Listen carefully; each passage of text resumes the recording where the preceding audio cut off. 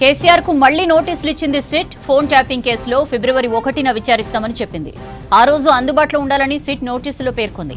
నందినగర్ నివాసానికి వచ్చిన సిట్ అధికారులు నోటీసులు అందించారు. అయితే నిన్ననే కేసీఆర్ కు నోటీసులు ఇచ్చిన సిట్ షెడ్యూల్ ప్రకారం ఇవాళ విచారించాల్సింది. అయితే తాను రాలేనని కేసీఆర్ రిప్లై ఇచ్చారు. దీంతో మరోసారి నోటీసులు ఇచ్చింది సిట్.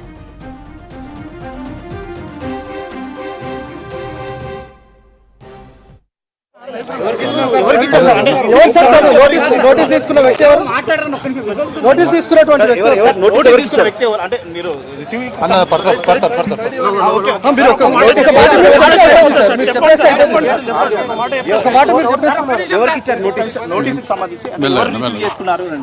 ఏ లోగోస్ మొహానికి తాకుతున్నాయి కొద్ది క్రితం.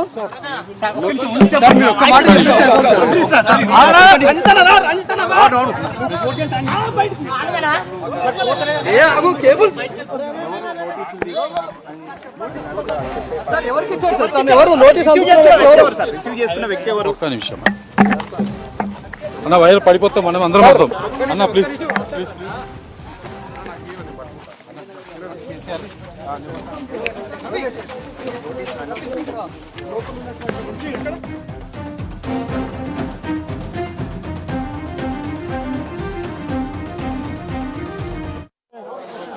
పోలీసులు కేసీఆర్ ఇంటికి చేరుకున్నారు. ఇంట్లో గోడకు నోటీసులు అంటించారు. మనకు ఒకసారి విజువల్స్ లో చూద్దాం మనం నోటీసులు. ఆదివారం మధ్యాహ్నం 3 గంటలకు విచారణకు హాజరు కావాలని పోలీసులకు వచ్చేపటి క్రితమే నోటీస్ ఇచ్చి వెళ్లారు. అయితే ఇంట్లో ఎవరు లేకపోవడంతో నోటీసులు ఇచ్చారు. మనకు విజువల్స్ లో కనపడుతుంది కదా, ఇక్కడ గోడకు అంటించి వెళ్లారు. నిన్న నోటీసులు ఇచ్చిన తర్వాత కేసీఆర్ రిప్లై ఇచ్చారు. రిప్లై ఇచ్చిన తర్వాత మళ్ళీ ఈరోజు పోలీసులు వచ్చి నోటీసులు ఇచ్చారు. అయితే ఆదివారం మధ్యాహ్నం 3 గంటలకు విచారణకు హాజరు కావాలని చెప్పారు. మరి దీని మీద టీఆర్ఎస్ ఎట్లా రియాక్ట్ అవుతుందో చూడాలి. ఇంకొక వైపు ఎర్రవల్లిలో విచారణ చేసేందుకు కూడా సిద్ధమని చెప్పి పోలీసుల నోటీసులో పేర్కొన్నారు. సో మొత్తానికి అనుకున్నట్టుగానే కొద్దిసేపటి క్రితమే పోలీసులు కేసీఆర్ ఇంటికి చేరుకున్నారు. నోటీసులు తీసుకునేందుకు ఎవరు అందుబాటులో లేరు. సో దీంతో నోటీసులను గోడ కంటించి వెళ్లారు. అయితే పోలీసులను మీడియా వివరణ అడిగినప్పుడు మాత్రం మాట్లాడుకుంటూనే వెళ్ళిపోయారు. సో కారణము అంటే వాళ్ళకు టెక్నికల్గా ఏమైనా ఇష్యూ అవుతుందని చెప్పి మీడియాకు దూరంగా ఉన్నారు. ఉన్నతాధికారుల ఆదేశాల మేరకు మేము వచ్చాము, ఇక్కడ నోటీసులు తీసుకోవడానికి ఎవరు లేరు కాబట్టి సో ఇక్కడ గోడకు అంటించి వెళ్ళామని చెప్పారు. సో అనుకున్నట్టుగానే మొత్తానికైతే నోటీసులు అయితే వచ్చాయి. ఇప్పుడు ఎట్లా స్పందిస్తుంది బీఆర్ఎస్ అనేది చూడాలి. ఎందుకంటే నోటీసులు ఇప్పుడు ఇంటికి అంటుపెట్టి వెళ్ళారు కాబట్టి బీఆర్ఎస్ ఎట్లా రియాక్ట్ అవుతుంది అనేది మరి కాసేపట్లో మనకు తెలిసేటువంటి అవకాశం ఉంది. అయితే కేసీఆర్ నిన్న రిప్లైలో ఏమన్నారంటే ఎర్రవల్లి ఫామ్ హౌస్లో అయితే విచారణకు సిద్ధమని చెప్పారు, విచారణకు పూర్తి స్థాయిలో సహకరిస్తామని కూడా చెప్పారు.